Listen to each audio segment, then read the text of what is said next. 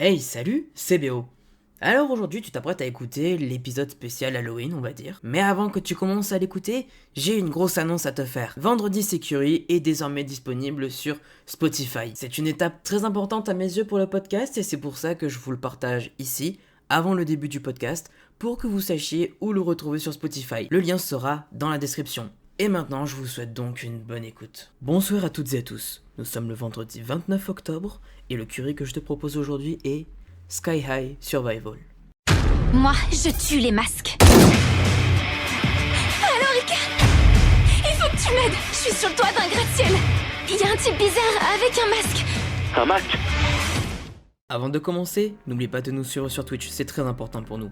Mais tu peux aussi nous suivre sur Insta et Twitter, tous les liens sont dans la description de ce podcast. Alors, Sky High Survival. Vous l'avez vu avec la date d'aujourd'hui, on approche d'Halloween. J'ai donc décidé de passer sur un mode un peu plus spooky concernant le choix du manga du jour. Sky High Survival est donc un seinen de type action survival horror qui a été scénarisé par Tsuina Miura, qui est connu pour avoir fait le tome 1 de Hajin, côté scénario, et il a été dessiné par Takahiro Oba. Ces deux mangakas ne sont pas vraiment connus pour autre chose, du moins je ne connais pas vraiment autre chose de ce qu'ils ont fait, mais ils sont connus pour avoir fait la suite de Sky High Survival Next Level. Bouclé en 21 volumes entre le 5 décembre 2013 et le 4 avril 2019, il a été publié par Kodansha au Japon, qui a aussi publié Devilman, Fairy Tail, Ghost in the Shell ou encore GTO. En France de son côté, il a été publié par Kana, que tu connais très sûrement pour avoir publié Akira, Bakuman, Fire Force, Gintama, Hunter x Hunter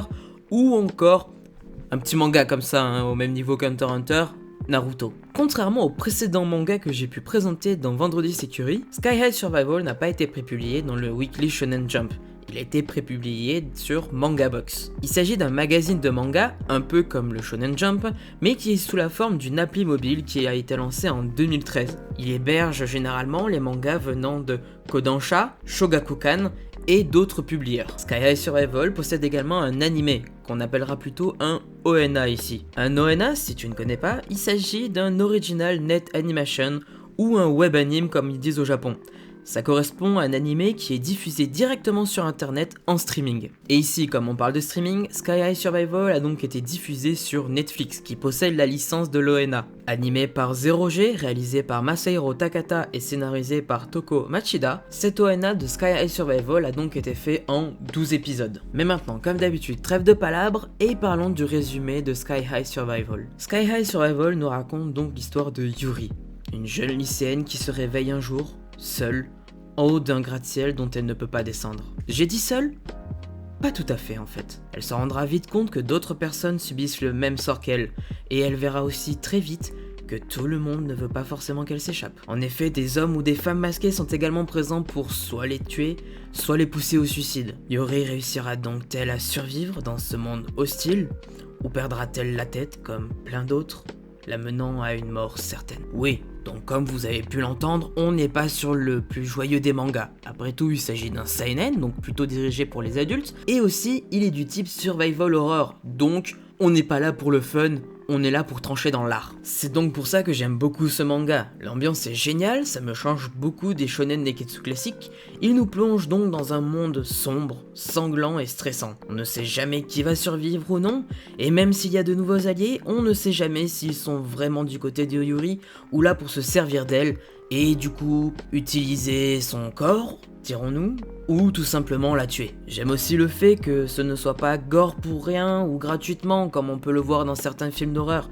En effet, on ne s'attend pas vraiment à ce qui va arriver, le suspense est très bien géré, ce qui est un bon point pour le scénario. Cependant, ce manga a pour moi un petit point négatif qui m'énerve un petit peu car c'est redondant, c'est l'abondance de culottes. En effet, très souvent, on va avoir du fanservice avec la vision de la culotte de Yuri ou d'autres personnages. Et personnellement, je m'en fous un peu quand je lis un manga qui me parle d'horreur, de survie, de voir la culotte du personnage principal. Certes, quand on le voit une ou deux fois, ça détend l'atmosphère, mais quand on le voit trop souvent en 4 tomes, ça devient un peu saoulant. Mais ce n'est pas ce petit détail qui va faire que je vais détester Sky High Survival, au contraire, j'aime beaucoup ce manga. Je ne l'ai pas terminé, je n'en suis qu'au tome 4, donc je donnerai peut-être mon avis plus tard sur Twitter ou pendant une émission. En attendant, je vous invite vraiment à le lire, ou à le regarder bien sûr. Vous retrouverez l'anime sur Netflix, comme c'est eux qui possèdent la licence, et pour le manga, vous pourrez le retrouver en boutique, toute simple, Fnac et autres, ou dans vos boutiques spécialisées, comme à Toulouse, comme d'habitude, le comptoir du rêve. Et voilà, tu sais maintenant quoi lire et où regarder cette semaine, et si tu as besoin de plus d'idées, eh bien je te dis à vendredi prochain.